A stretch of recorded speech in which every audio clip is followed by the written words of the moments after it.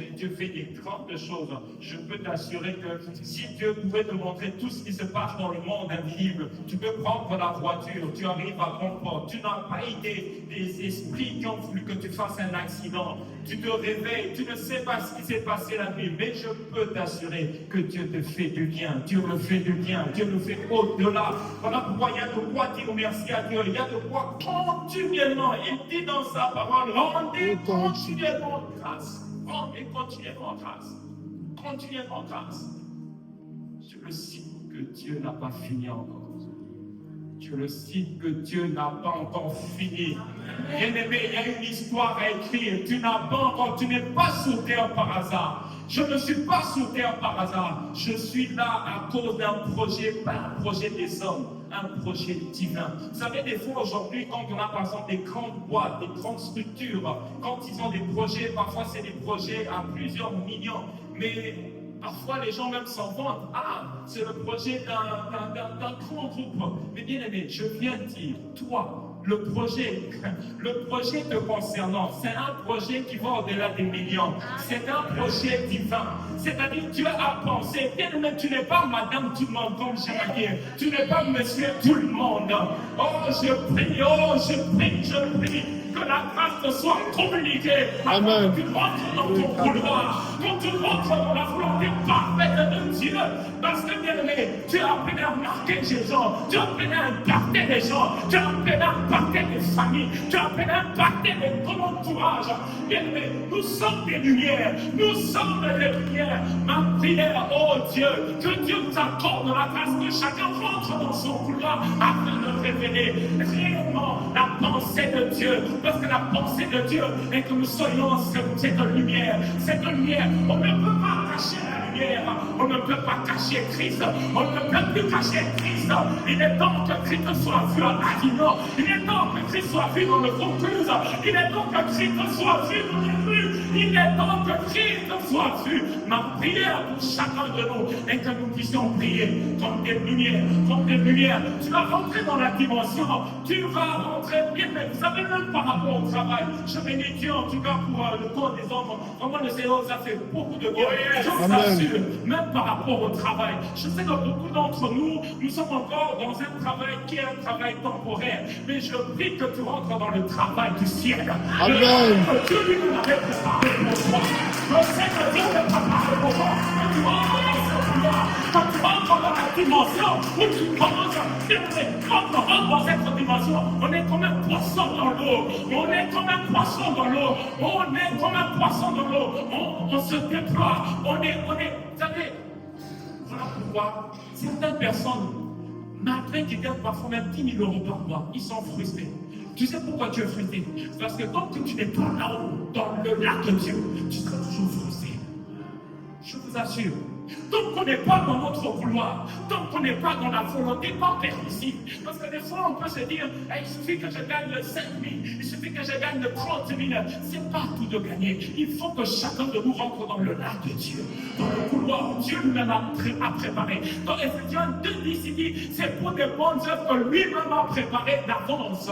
Il y a un lac pour toi, il y a un agenda de Dieu pour toi, il y a un agenda de Dieu pour moi, il y a un agenda de Dieu pour l'Église. Ma prière, que Dieu t'accorde la grâce, que tu rentres dans le lac de Dieu, que tu rentres dans le couloir de Dieu, et que tu préfères ton Christ, et que la lumière, mais beaucoup d'entre nous, nous sommes des grandes réponses à l'écrit. Je vous assure, nous n'avons pas idée du dépôt de Dieu, de l'investissement de Dieu en chacun de nous. Que les circonstances ne te fassent pas regarder la vie comme monsieur, madame, tout le monde. Et même tu n'es pas monsieur tout le monde. Tu es en mission. Nous sommes en mission. Chacun est en mission. Et ça n'a rien à voir à être pasteur. Ça n'a rien à voir à être prophète. C'est simplement être dans le lac de Dieu. Dans cet endroit, ce couloir. Mais on va y arriver par sa grâce. Amen. On va y arriver par sa grâce. Voilà pourquoi le Seigneur est en train de nous bâtir. Mais il faut qu'on ait vraiment cette perspective. Je dois rentrer dans mon couloir. Je dois accomplir. Je dois finir ma course. Mais ça n'a rien à voir. Vous savez, on est tombé parfois dans une forme de séduction. Il y en a qui peuvent se dire, non, pour que je rentre dans mon couloir, c'est absolument le mariage. Non, bien-aimé. Non. Non. Non, sinon on pourrait dire que Jésus a échoué. Non, Jésus ne s'était pas marié, mais il a accompli, il a bouleversé le monde. Jusqu'aujourd'hui, on parle de Jésus-Christ. Il a accompli ce pourquoi il était sur cette terre. Voilà pourquoi, bien aimé, chacun est en mission. Parce qu'un jour, je rendrai compte, tu rendras compte, nous allons rendre compte. Dieu n'est pas contre le mariage, c'est pas ce que je suis en train de dire. Dieu n'est pas contre le travail, Dieu n'est pas contre toutes ces choses. Mais ce que Dieu attend, c'est que chacun de nous dans son couloir et qui se déploie comme un poisson de l'eau. Et là, je vous assure, on prendra véritablement, on va apprécier tellement être sur terre, on va tellement apprécier. Tu vas rentrer dans la dimension. C'est pour ça que le salut pouvait dire, même quand je peux traverser la vallée de l'ombre de la mort, je le crains comme mal. Parce que je sais une chose, il y a un GPS, c'est lui qui me conduit. Même quand c'est compliqué, je sais une chose, même dans la complication, tant qu'il est là, je suis rassuré. Même quand une porte peut être fermée, tant que le Seigneur est là, je suis rassuré.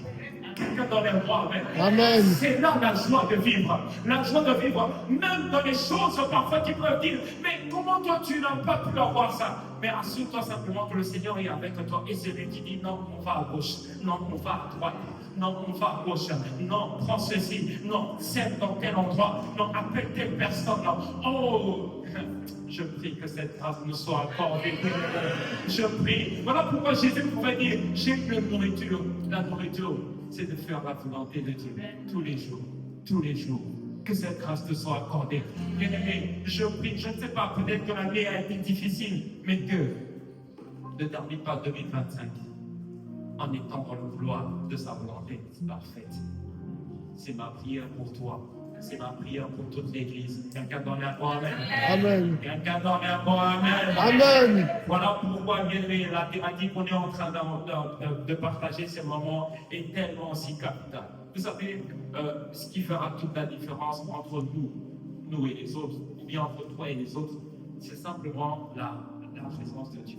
Amen. Quand je parle de la présence de Dieu, ce n'est pas la présence de Dieu permissive. Ce n'est pas la présence de Dieu. Dieu est partout, même dans les grottes, il est là. Même les gens qui ont des mauvais complots, même quand les sorciers la nuit sont en train de fomenter des complots, Dieu est là, il voit. Mais je parle de cette présence liée à son approbation. C'est-à-dire quand Dieu te voit, il voit ton travail, il voit ton activité, il voit tes déplacements. C'est en face, il prend plaisir, il approuve tes voies. Je prie que tu rentres dans la dimension où tes choix sont approuvés par le ciel. Amen. Même quand les hommes peuvent dire, non, pourquoi tu as choisi ça? Il faut que Dieu dise, j'approuve sa voix, j'approuve ses choix, j'approuve ses choix, que cette grâce nous soit communiquée. Et que cette grâce nous soit communiquée. Amen. Les hommes peuvent dire d'accord, mais si Dieu ne dit pas d'accord, c'est pas bon en fait. Nous devons rechercher à ce que nos choix, tout ce que nous faisons, soit dans la volonté parfaite de Dieu. Quelqu'un dans les voix, amen. Amen. Voilà pourquoi nous devons vraiment rechercher la présence de Dieu. Rechercher la présence. Vous savez, on peut avoir accepté Christ. C'est une démarche, c'est une bonne démarche. On vient de naître de nouveau, c'est une bonne chose. Mais marcher avec Dieu, c'est encore une autre étape. Marcher avec Dieu, c'est encore une autre dimension. Et je vous assure que beaucoup aujourd'hui, on a tendance parfois à négliger ça. J'aime bien souvent ce que Nicolas dit, l'église, c'est pas que le dimanche, mais je vais un peu aller plus loin. La marche avec Dieu, c'est pas que le dimanche. Prier, c'est pas que dimanche. Prier, c'est pas que vendredi. Prier, c'est pas que quand il y a des conférences. Non, marcher avec Dieu, c'est H24. Marcher avec Dieu, c'est tous les jours. Je peux marcher avec Dieu lundi. Je peux marcher avec Dieu mardi. Je peux marcher avec Dieu mercredi. Tous les jours. Amen. Tous les jours. Jésus a dit une chose, je ne fais rien de moi-même. Jésus a dit ça. Je ne peux rien faire de moi-même. Voilà pourquoi nous devons soupirer, demander au Seigneur, Seigneur, nous voulons véritablement cette grâce, cette grâce. Vous savez, On parle souvent de l'enlèvement. Mais je vous assure que même pour l'enlèvement, il faut que chacun de nous soit prêt. Est-ce que vous savez que tous les enfants de Dieu ne vont pas être enlevés? Je sais que pendant la période de Covid, c'est parfois des messages. On était revenu sur l'essentiel, l'enlèvement. Bientôt Jésus à la fin du mois. Et puis quand le Covid est passé, on est reparti.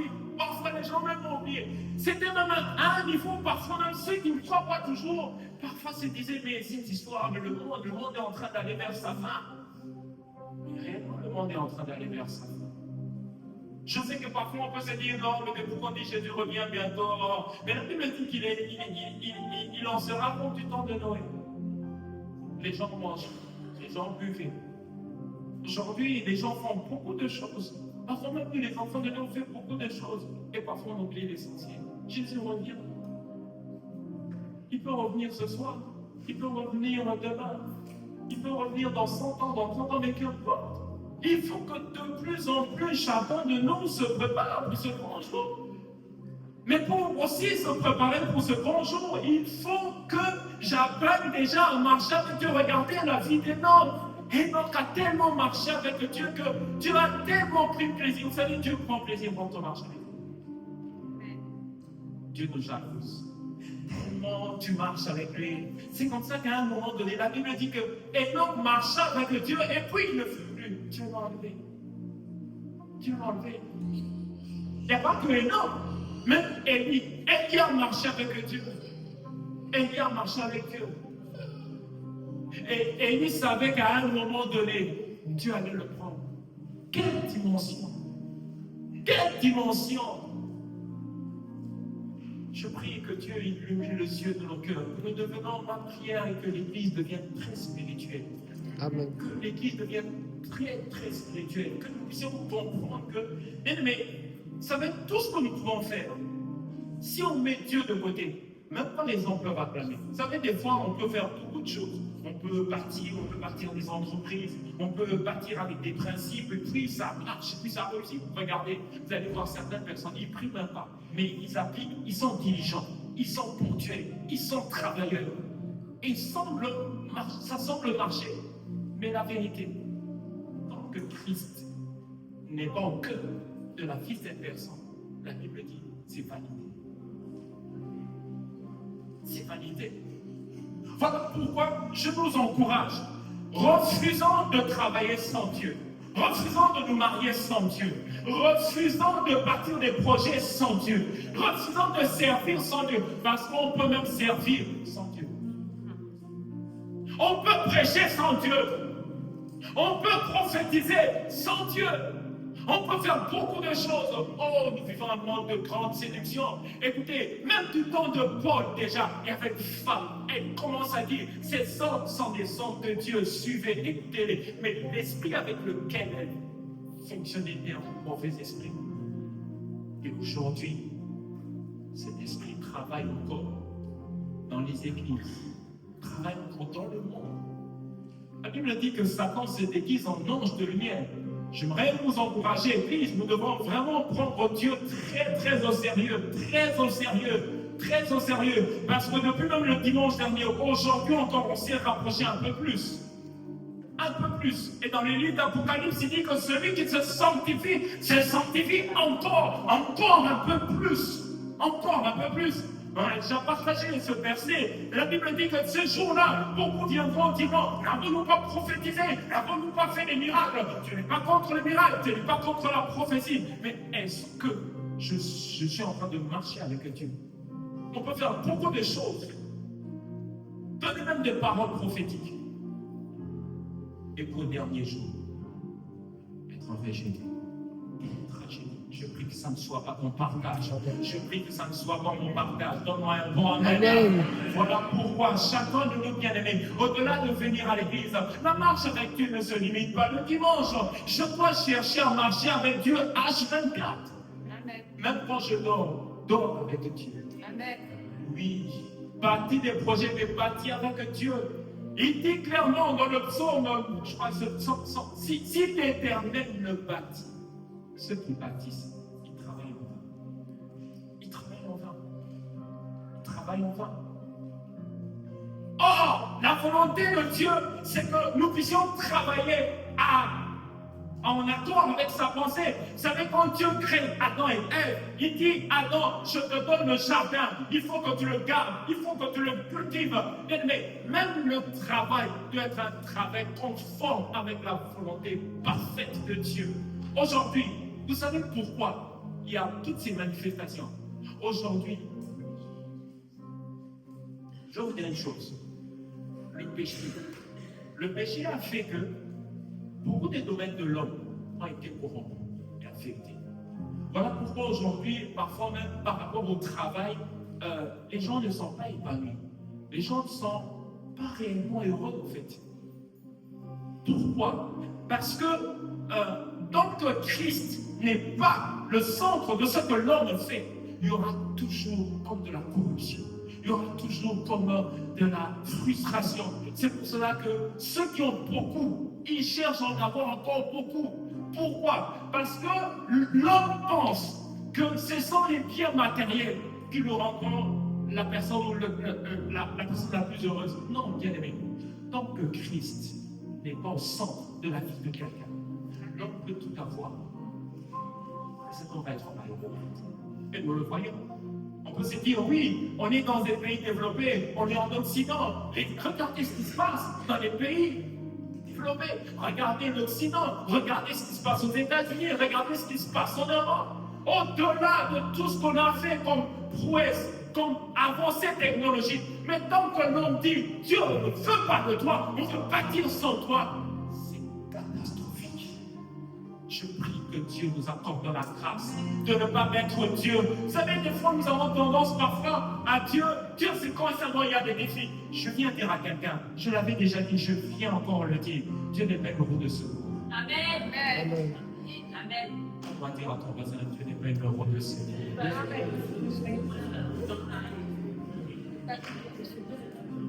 Mais Dieu n'est pas une roue de secours. Parce que le danger, vous savez, l'ennemi sait qu'il ne t'aura peut-être pas dans la drogue, il ne t'aura peut-être pas dans la débauche, mais il peut tellement essayer de combler de beaucoup, au point que tu n'as plus le temps de prier. Tu es tellement dans le business, tu es tellement... C'est l'argent. Mais bien aimé, à quoi ça sert d'avoir des milliards? Et puis si c'est pour finir loin de Dieu. Et en vérité, même quand on peut avoir des milliards, quand on n'a pas Dieu, la véritable paix, on l'a pas en fait. Je vous assure. Des fois, on peut envier certaines stars, certaines personnes. Ah, il est connu. Ah, garde du corps. Ah, quand il sort, le monde se bouscule. Mais si la personne n'a pas Christ, la personne est victime. La personne est en souffrance. Parce que Jésus n'a pas dit qu'il était une option. Il n'a pas dit que j'étais une des filles. Il a dit je suis la fille. Et en dehors de Jésus, il n'y a pas de fille. Je prie que nous soyons davantage conscients de cela. Et que nous faisons de Dieu pas une roue de secours, mais que Dieu soit notre priorité. Que Dieu soit la priorité, l'Église. Que Dieu soit la priorité. Que Dieu soit notre priorité. Quelqu'un dans la voie même. Nous voulons véritablement marcher dans la présence de Dieu. Nous voulons bâtir avec Dieu. Nous voulons bâtir pour Dieu. Nous voulons bâtir par Dieu. Nous voulons tout faire. Que tout soit centré sur lui. Tout soit centré sur lui. Tout soit centré sur lui. Rappelez l'histoire de Moïse. Moïse, il vient d'expérimenter des victoires. Mais Moïse est en train de dire à Dieu, Dieu, si tu ne pars pas avec nous, non, ne nous laisse pas partir d'ici. Exode 33, 14 à 16. Il dit, si tu n'es pas avec nous, Moïse a dit clairement au Seigneur, bien-aimé, je te demande, peut-être que tu avais déjà commencé pas mal de projets, mais il n'est pas encore trop tard. C'est important de pouvoir s'arrêter et dire au Seigneur, Seigneur, regarde là où je suis en train d'aller, regarde tel projet. Même si le projet a avancé, c'est pas grave. Arrête-toi, pose la question, Seigneur. Seigneur, tu dis quoi? Est-ce que tu valides? Est-ce que tu es avec moi ou je vais seul? on doit se poser les bonnes questions.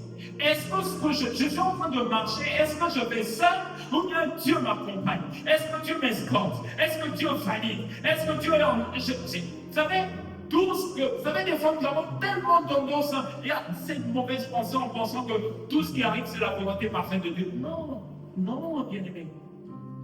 Dans la volonté de Dieu, il y a ce que Dieu veut. Et il y a aussi un niveau de la volonté de Dieu qui dépend de ta collaboration. Il y a un niveau de la volonté de Dieu qui dépend aussi de ton obéissance. Il y a un niveau de la volonté de Dieu qui dépend de ton obéissance. Voilà pourquoi, bien aimé, ça fait des fois en fin d'année comme ça, parfois nous faisons des bilans. Nous faisons des bilans. Comment a été ta marche? Est-ce que 2025, tu as marché dans les voies de Dieu? Est-ce que tu es en dehors des voies de Dieu? Je dois me poser cette question. Est-ce que 2025, la manière dont j'ai fonctionné jusque-là, est-ce que je suis en train de marcher avec Dieu ou pas?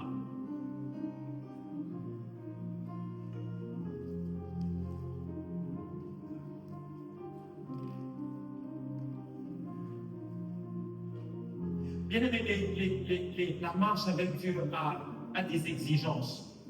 Et par la grâce de Dieu, on verra quand même certaines exigences de la marche avec Dieu. Parce que, bien aimé, il y a de l'espoir. Elle m'a dit à ton voisin, peu importe ce que tu as traversé, il y a de l'espoir. Il y a de l'espoir. Il y a de l'espoir. Regardez le cas d'Abraham. À un moment, Abraham, qui était un homme déjà spirituel, Abraham marchait avec les dieux de sa famille. Il marchait avec, j'ai envie de dire, des faux dieux. Mais à un moment donné, il fait une rencontre avec le Seigneur. Il fait une rencontre avec le Seigneur qui va bouleverser sa vie. Et qui fait que Abraham rentre maintenant dans le couloir. Vous savez, Dieu,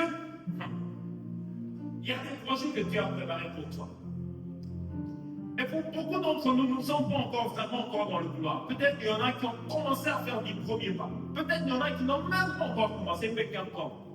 Si tu es là aujourd'hui, la bonne nouvelle, c'est qu'il y a de l'espoir. C'est qu'il y a de l'espoir, bien-aimé. C'est qu'il y a de l'espoir, bien-aimé. Parce que vous savez, il y a des gens, même comme David. David, des fois on peut se dire, mais moi j'ai pas de chance, je suis né hors mariage, ma vie c'était compliqué, j'ai pas connu mon père, mes parents sont divorcés, c'est compliqué, tout est compliqué, j'ai échoué dans des domaines. Mais bien-aimé, peu importe ton passé, Dieu est un Dieu des nouveaux commencements, Dieu est un Dieu des nouveaux départs. Vous savez, Dieu est capable de te sortir de la sorte et de te mettre avec des grands. Il est capable en un jour de te sortir de la prison comme il a fait avec Joseph et de te positionner dans ton couloir. Parfois il y a de certaines situations, des fois on peut se dire, mais Seigneur, pourquoi tu as permis que je ne connaisse pas mon Père? Dieu seul sait tout. Vous savez, il y a des domaines de nos vies parfois qu'on ne sait pas. On ne comprend pas. Pourquoi? Le temps, ce n'est pas de poser, Seigneur, pourquoi? C'est maintenant seulement de dire, Seigneur, comment tu veux que je commence à fonctionner? C'est vrai, d'autres personnes vont dire qu'ils sont nés avec, entre guillemets, une cuillère en or. D'autres personnes, qu'importe, peu importe le passé. La chose que Dieu est capable de faire, il est capable de prendre ce qui était informe et vide et de commencer à lui donner de la forme.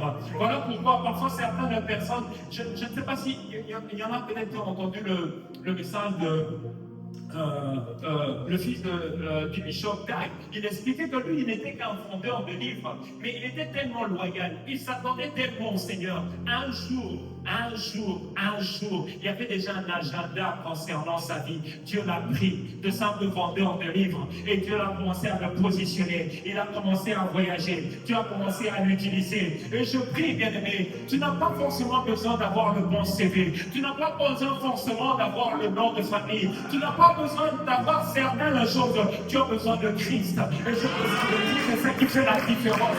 Parce que Dieu est un Dieu de nouveaux commencements. Dieu est capable de prendre ce qui était informe et vide informe et vide. Et c'est qui va faire la différence. Bien aimé, je suis en train de parler d'un premier principe. Bien aimé, pendant que je parlais, je préparais ce message, je voulais parler d'un principe surtout de l'humilité. Mais Dieu m'a dit, non, commence d'abord à parler d'un principe qu'on appelle le principe de la foi. Quelqu'un dans la boîte. Le principe de la foi. Bien aimé, le principe de la foi, c'est ce qui va nous aider à marcher véritablement avec le Seigneur. Si je peux entendre tout ce que j'entends, si je ne crois pas, si je ne crois pas, cela n'aura pas un impact dans ma vie. Ce qui fait la différence entre Monsieur A et Monsieur B qui ont entendu la même chose, c'est Monsieur A a entendu et puis il est resté sans poser des actes, mais Monsieur B a entendu et a simplement accepté cette parole et a commencé à poser des actes qui démontrent sa foi. Je prie que Dieu t'accorde la grâce, que tu ne te limites pas simplement à dire Amen, mais que tes actes démontrent que tu crois, que ta pensée démontre que tu crois, que tes motivations démontrent à Dieu que tu crois. Mais ça ne peut mentir aux hommes, on peut parfois même se mentir, mais on ne peut pas mentir à Dieu. Dieu nous connaît. Et Dieu, quand il voit un homme de foi, une femme de foi, il prend plaisir à cela. Que la grâce te soit communiquée, que tu sois une femme de foi, que tu sois un homme de foi, un homme qui prend la parole, et qui accepte dans son cœur que cette grâce te soit pleinement communiquée. Mais la marche par la foi est tellement essentielle, tellement essentielle. Dans Hébreux 11, versets 5 à 7, il dit c'est par la foi qu'Enoch fut enlevé et qu'il ne fut point à mort et qu'il ne parlait plus parce que Dieu l'avait enlevé. Il dit car avant son enlèvement, il avait reçu le témoignage qu'il était agréable à Dieu. Bien aimé, vous savez, des fois on peut se dire moi je ne mens pas, je ne triche pas, je suis de bonne moralité. C'est pas ça. C'est pas ça. Parce que chaque fois que tu ne crois pas, tu es désagréable à Dieu. Chaque fois que je ne crois pas, je suis désagréable à Dieu. Il dit sans la foi, personne ne peut lui être agréable. Combien parfois, j'ai vu, parfois on peut prier et prier sans foi. On peut venir à l'église, mais on n'a pas la foi. On peut faire tellement de choses, on n'a pas la foi. Pourquoi? Parce que j'ai tellement vu parfois certaines personnes. On prie, on déclare. Et juste après la prière, on déclare, on proclame. Et juste après l'avoir prié, la personne commence encore à confuser le négatif. La personne commence encore à penser négativement. C'est là que tu vois, mais Seigneur, vous savez, au-delà de ce que nous disons, ce que nous pensons, les enfants dans le monde spirituel. Je prie que Dieu t'accorde cette grâce afin que la foi ne se limite pas à des paroles, mais que ça soit réellement quelque chose que tu vas cultiver au plus profond de ton cœur. Sans la foi, on ne peut pas lui être agréable. Sans la foi. Sans la foi. Déjà, dans l'Ancienne Alliance, revient dans Hébreux 11, non seulement quelqu'un comme Enoch qui a marché avec Dieu, mais c'est par la foi. Nous voyons encore le cas de Noé. Noé a marché avec Dieu parce qu'il avait la foi. Il avait foi. C'est par la foi que Noé divinement avertit des choses qu'on ne voyait pas encore. Divinement averti des choses qu'on ne voyait pas encore. Quand il y a eu le déluge, au temps de Noé, il n'y avait pas encore eu de déluge, mais Noé avait entendu clairement. Il a entendu clairement qu'il y aura des déluges. Et la foi de Dieu était prioritaire à la foi des hommes. Les hommes se moquaient d'eux. Laisse les hommes se moquer de toi.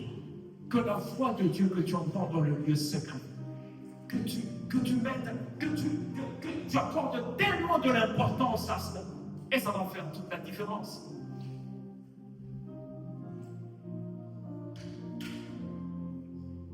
Quand on voit encore Abraham, un homme de foi. Mais nous ne sommes pas appelés à vivre par la vue. Nous sommes appelés à vivre par la foi. 2 Corinthiens 5, verset 7. Car nous marchons par la foi et non par la vue. Par la foi. Par la foi. Or, la Bible est claire, la foi vient de ce que j'entends. La question que je te pose, que je me pose, qu'est-ce que tu entends? Qu'est-ce que tu as entendu tout au long de cette semaine? Qu'est-ce que tu as entendu? Si je regarde à 5 pains et 2 poissons, c'est impossible de nourrir 5000 ans. C'est impossible.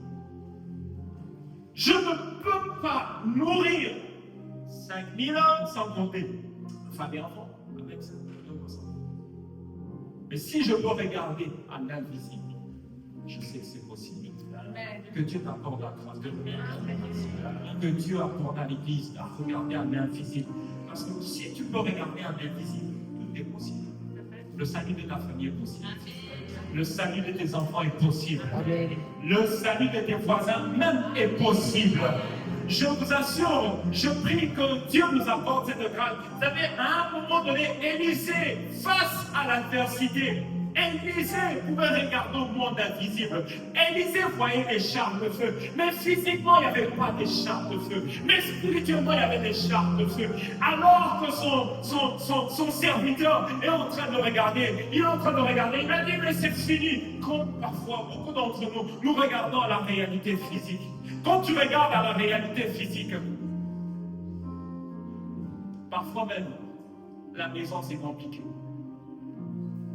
Parfois même, ce niveau de travail, c'est difficile. Mais je peux t'assurer, si tu peux regarder à l'invisible, tu verras que tout est accessible. Les gens qui connectent au monde invisible et qui regardent à Christ, tout leur devient possible. Je prie que tu rentres dans cette dimension, que nous puissions rentrer dans cette dimension. C'est vrai, il y a ce côté cartésien pour dire, mais pasteur, tu nous as dit, il faut faire du business plan, il faut faire du prévisionnel. Tu n'es pas contre cela, mais si nous nous arrêtons à cela, nous sommes en train d'attrister Dieu. Des fois, nous pensons en se disant, je n'ai pas menti, je n'ai pas triché, je suis de bonne moralité. Mais le fait de regarder quelque chose visible nous rend désagréables. Nous rend désagréables.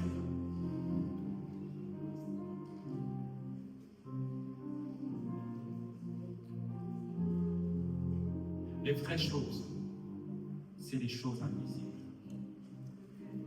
Les vraies choses. La Bible dit dans 2 Corinthiens 4, versets 17 à 18, car nos légères afflictions du moment présent produisent pour nous, au-delà de toute mesure, un poids éternel de gloire. Parce que nous regardons non pas aux choses visibles, mais à celles qui sont invisibles. Car les choses visibles sont passagères et les invisibles sont éternelles. Je prie pour toi, pour moi, que nous puissions nous affectionner aux choses d'en haut. Les vraies choses, ce sont les choses de l'esprit. Les vraies maisons, si je peux même ainsi parler, ce sont les maisons de l'esprit. Les vraies choses, c'est d'abord dans le monde invisible. Parce que tout ce que nous voyons, j'ai même envie de dire, tout ce que nous voyons n'est que c'est léger, c'est passager au fait. Vous savez, même si tu peux avoir tout, en vérité, tu peux tout avoir, mais à un moment donné, toutes ces choses, ça va passer. Tu vas les laisser au fait. La vraie maison que tu dois construire, c'est dans le monde invisible. Les grands projets que tu dois construire, c'est dans le monde invisible. Nous avons tellement tendance à mettre tellement notre énergie sur les choses de ce monde. Dieu n'est pas contre, mais c'est un désordre. Notre priorité, c'est dans les choses invisibles. Que Dieu t'accorde la grâce de comprendre que pour marcher avec Dieu, j'ai besoin d'entendre. La Bible dit que la foi vient de ce qu'on entend. Je sais que des fois on peut se dire, mais pasteur, j'ai prié, je n'ai rien entendu. J'ai prié, mais moi je n'entends rien. Mais à un moment donné, il faut s'arrêter et il faut dire, Seigneur, tu as dit dans ta parole que mes brebis entendent ma voix. Et tu as dit dans ta parole aussi, tu parles tantôt d'une manière, tantôt d'une autre. Vous savez, à un moment donné, Dieu parle à Samuel. il appelle. Samuel, Samuel, Samuel. Samuel ne sait pas que c'est Dieu. Beaucoup d'entre nous, parfois Dieu te parle, mais tu n'arrives pas à discerner le sens de ça. Si tu es enfant de Dieu, je peux t'assurer, avec certitude, que Dieu te parle. J'aimerais même te dire, avant même que tu deviennes enfant de Dieu, Dieu t'a parlé. Si déjà avant de devenir enfant de Dieu, Dieu t'a parlé, parce que Dieu t'a attiré, à combien plus forte raison maintenant que tu es son enfant? À combien plus forte raison que maintenant que tu es son enfant? La Bible dit que on ne peut venir à lui s'il nous attire.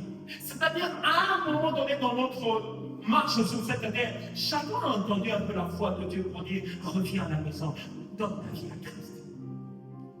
Tu n'étais pas enfant de Dieu.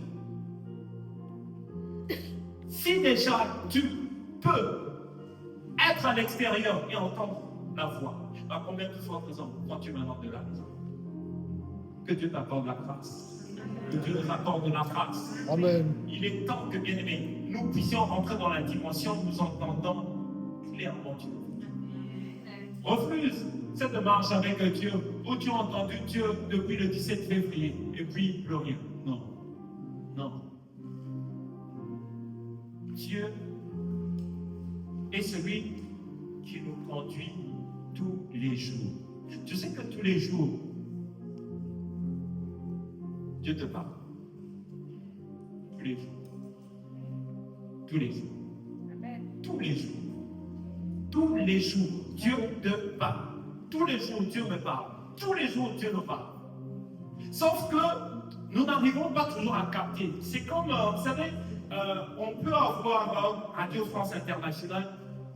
C'est là, mais j'ai besoin d'avoir un bon récepteur pour capter la fréquence.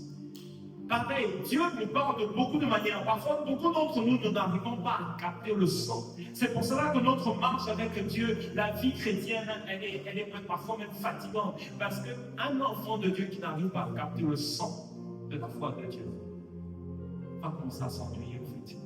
Va commencer à dire à la prière, oh, priez, priez encore, priez encore. Tu as l'impression que tu parles à une fille, tu as l'impression qu'il n'y a rien.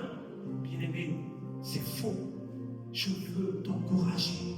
Peut-être que tu aurais du mal à entendre, mais je viens te dire, Dieu me parle. Dieu me parle dans toute une manière, dans toute une autre. Et il faut simplement le discernement. Il faut prier. Il faut demander, Seigneur, je veux le discernement de ta voix. J'ai du mal, Seigneur. Accorde-moi le discernement de ta voix. Le discernement de ta voix.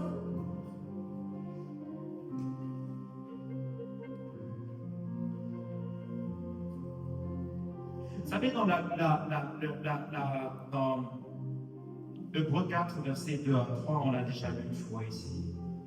Il dit, cette bonne nouvelle nous a été annoncée aussi bien qu'à eux. Mais la parole qui leur fut annoncée ne leur servit de rien parce qu'elle ne trouva pas de la foi chez ceux qui l'entendirent. Même quand tu viens à l'église, le ciel est en mouvement. Ne te limite pas, je vais te partager même aux étudiants de la formation. Dans la parole de Dieu, il y a ce qu'on appelle la lettre, c'est-à-dire l'information. Et puis on enseigne l'esprit. Et parfois, beaucoup d'entre nous, nous nous limitons à la lettre. Or, il est important de capter l'esprit qu'il y a derrière la lettre. Comment je capte? Il faut que dans mon esprit, je puisse dire, Seigneur, qu'est-ce que tu veux m'enseigner par cela? Qu'est-ce que tu veux? Parce que des fois, nous sommes là, Dieu a dit, on est là, Seigneur, on proclame simplement, on déclare simplement. Non. Or, la foi, c'est une affaire d'abord de cœur. La foi, ce n'est pas d'abord dans la mémoire. La foi, ce n'est pas d'abord dans les répétitions. La foi, c'est une affaire d'abord de cœur. Il faut qu'au plus profond de mon cœur, je crois que Dieu existe, que je crois que Dieu parle, qu'il est le rémunérateur de ceux qui le cherchent. C'est-à-dire quand je fléchis mes genoux, quand je suis à la maison et que je suis en train de prier, je sais que Dieu va me parler, je sais que Dieu va me donner une parole, je sais que Dieu va me donner une directive. Je dois m'attendre à cela. C'est une affaire d'abord de cœur. Parce que si dans mon cœur, je n'ai pas cette disposition, je veux rester au niveau de la lettre. Or, la volonté de Dieu est que nous ne puissions pas simplement proclamer, déclarer. Si Dieu nous proclamer, déclarer, il faut que la parole fasse ses effets dans ma vie. Il faut que j'expérimente des témoignages. Je dois vivre la réalité de la parole. Vous savez, des fois, nous nous contentons des fois de déclarer, nous nous contentons de proclamer, mais bien aimé, quels sont les résultats? Quelles sont les preuves de ma foi? La Bible dit, la foi sans les œuvres, elle est morte. Quelles sont les preuves que je crois?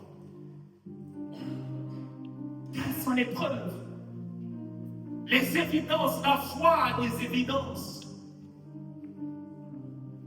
La foi. Mais quand on rencontre véritablement et on connecte à la parole, on accepte cette parole, la parole va commencer à produire une transformation. Lorsque, par exemple, tu n'arrivais pas à pardonner, je peux t'assurer, parce que la foi, la semence qui est à l'intérieur, elle va commencer, tu vas commencer à te retrouver à pardonner même des gens que tu n'arrivais pas à pardonner, à supporter des gens qui étaient insupportables, à pouvoir prier, à pouvoir prier. Des fois, les gens peuvent se dire, comment un homme peut prier des heures et des heures? Comment Jésus, tu peux aller à la montagne sans qu'il y ait l'eau? Comment il faisait?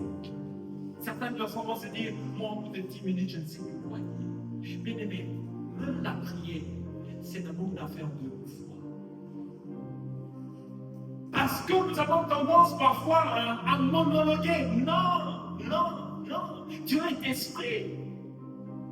Dieu est esprit. Dieu est esprit. Voilà pourquoi la marche avec Dieu, je ne peux pas marcher avec Dieu si je ne crois pas qu'il rémunère, si je ne crois pas qu'il transforme, si je ne crois pas qu'il donne des résultats, si je ne crois pas qu'il a tout accompli. La marche avec Dieu. Alors que nous arrivons à la fin de l'année, bien aimés, et même au-delà du calendrier des ans, il y a ce qu'on appelle aussi les saisons de Dieu, les saisons de la vie, au fait.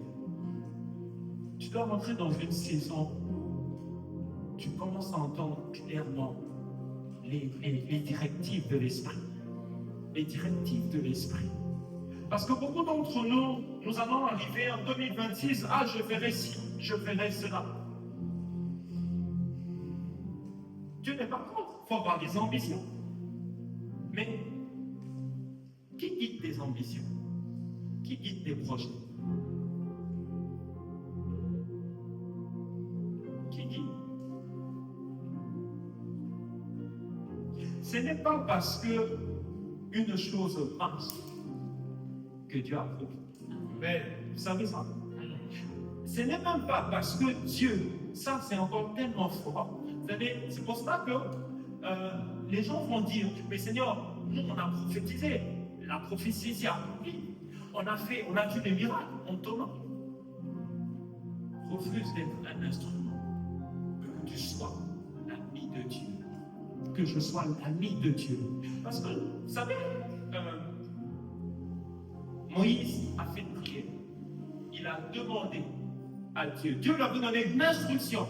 Dieu dit parle au rocher. Dieu dit à Moïse, tu parleras au rocher. Dieu donne une instruction. Et Moïse, au lieu de parler, tellement les enfants d'Israël avaient énervé, il a frappé. Il a frappé. L'eau est quand même sortie. Dieu a exaucé. Mais Dieu n'a pas approuvé. Dieu n'a pas approuvé. Dieu n'a pas approuvé. Ma prière est que nous ne sommes pas simplement dans les exaucements, mais que ce sont des exaucements approuvés par le ciel, approuvés par Dieu, des mariages approuvés par Dieu, des services approuvés par Dieu, des consécrations approuvées par Dieu, des évangélisations approuvées par Dieu. Mais je vais dans un effort. Vous savez, même par rapport à l'évangélisation, même par rapport à aller gagner les âmes, là encore, on a besoin de marcher avec Dieu. À un moment donné, les apôtres voulant aller évangéliser, voulant aller faire ce que Dieu a donné. La Bible dit lui-même que l'Esprit leur en a empêché. Le point que je suis vraiment en train de soulever, c'est que Dieu nous accorde la grâce de rentrer dans une dimension de dépendance à Dieu. Une dimension où, Seigneur, ton pied, mon pied. Seigneur, où tu iras, j'irai. Seigneur, j'ai besoin de t'entendre. J'ai besoin de t'entendre. Oui, j'ai fait, vous savez, une des choses qui nous empêche parfois de vivre Dieu, c'est que parfois nous enfermons Dieu dans notre propre programme.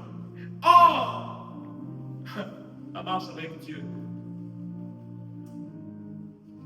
c'est une vie de flexibilité. C'est-à-dire, j'ai pris mon billet d'avion, j'ai fait la réservation d'hôtel, on va avec les enfants en vacances, vous arrivez à l'aéroport. Dieu dit non. Mais non, on a déjà fait les dépenses. La carte bleue est passée. Mais bien évidemment, Dieu dit non. On se soumet. Et quand on rentre dans cette dimension, on va gravir un autre niveau d'intimité avec le Seigneur. Je prie que tu rentres dans la dimension. Même quand tout est vert, avec les gens qui c'est bon, il faut investir, c'est bon, il faut faire ça. Quand Dieu dit non, je me soumets. Je me soumets. Et je vous assure que dans la marche avec Dieu, à un moment donné, chacun passe par ce test-là. Chacun de nous doit passer. Des fois, nous nous disons, mais Dieu, tu ne me parles pas, mais Dieu, tu es où? Mais parfois, même dans les petites choses, parfois nous sommes désobéissants. La vie d'Abraham, c'est pour ça qu'on l'appelle le père de la foi, doit beaucoup nous enseigner. Abraham est un homme de prière. Il prie. Comme toi, comme moi, et puis, Seigneur la promesse, Seigneur, tu as dit. À un moment, le ciel visite Abraham. À un moment donné, l'enfant de la promesse arrive. L'enfant de la promesse arrive. Isaac arrive. Mais à un moment donné, Dieu vient encore voir Abraham. Parce qu'il constate, il veut être sûr que dans le cœur d'Abraham, il a la première place. Je prie, oh Seigneur, accorde-nous la grâce de t'aimer plus que la bénédiction. Je veux aimer Dieu plus que la bénédiction. Je veux aimer le guérisseur plus que la guérison. Combien parfois, quand Dieu a béni, quand Dieu a donné, nous commençons à aimer tellement ce que Dieu a donné plus que Dieu. Chaque fois que nous aimons ce que Dieu nous donne plus que Dieu, ça devient une idole. Ça devient une idole. Ça devient une idole. Chaque fois que tu aimeras ton mariage plus que Dieu, ça devient une idole. Chaque fois que tu aimeras le travail pourtant que Dieu t'a donné plus que Dieu, ça devient une idole. Chaque fois que tu aimeras le service, oui, l'onction est arrivée plus que Dieu. Voilà pourquoi à un moment Dieu dit à Abraham, donne-moi ton unique, celui que tu aimes le plus. Des fois, quand nous regardons la vie d'Abraham, on a l'impression que Abraham, mais c'est trop facile. Non, bien aimé. Combien dans nos cœurs, parfois, nous aimons parfois certaines choses plus que Dieu. Nous n'allons pas le dire. Combien parfois nos parents, nos enfants, parfois peuvent passer avant Dieu. Mais certainement, on ne va pas dire ça, on va dire non, j'aime Dieu. Combien parfois le travail peut passer avant Dieu? Combien parfois le ministère, le service peut passer avant Dieu? Oh, que Dieu nous accorde de la grâce, que rien ne passe avant lui. Si nous voulons véritablement marcher avec Dieu, il y a des choses qui peuvent être un frein. Dieu va voir Abraham. Il lui dit, donne-moi celui que tu es. Si Abraham avait refusé, il serait passé à côté. Combien parfois, quand Dieu vient te demander ça, je veux. Vous savez, ce n'est pas que Isaac était une malédiction, au contraire. Mais chaque fois que nous faisons passer une chose avant Dieu, ça devient une idole. C'est très subtil. Je dois le dire encore. Parfois le téléphone,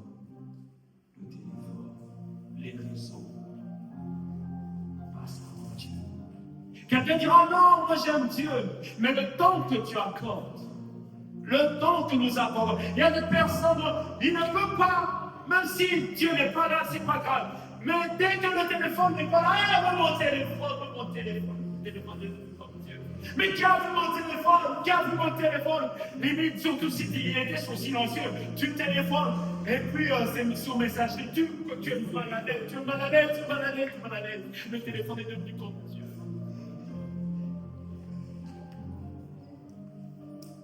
Il y a une grande séduction aujourd'hui dans l'église. Il y a une grande séduction. Nous vivons des grandes séductions. Je prie que Dieu nous accorde la grâce de revenir à l'essentiel. Que Dieu soit la priorité. Que Dieu devienne la priorité. Et nous devons soupirer pour dire Seigneur. Vous savez, des fois, nous pouvons penser bien faire.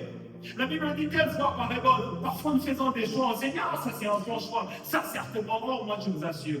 Grandir par le passé. J'ai tellement fait des choix. Parfois même des choix de formation. On se dit, c'est Dieu qui veut que j'aille là-bas. Et pourtant, à la fin, j'ai dit, non, c'est pas moi qui t'ai envoyé. Voilà pourquoi il faut beaucoup d'humilité pour dire Seigneur. Le point pour lequel, prochainement, si le Seigneur le permet, je vous assure, nous avons besoin, en fait. Pour véritablement marcher avec Dieu, il faut de l'humilité. Il faut beaucoup d'humilité. Plus nous laissons Dieu être Dieu dans nos vies. Mais quand Dieu est dans ta vie, tu ne peux pas vivre une vie normale. Oui. Quand Dieu, c'est-à-dire Dieu lui-même, il a le guidon, comme on dit. Il a le volant de ta vie. Non, tu ne peux pas vivre une vie normale. Non. Je n'ai jamais vu dans ma vie, regardez les gens qui ont marché avec Dieu. Regardez les regardez les Enoch, regardez Noé. C'est vrai, on va dire, ils ont eu aussi des moments de difficultés, mais qu'importe, ils ont fait une vie extraordinaire.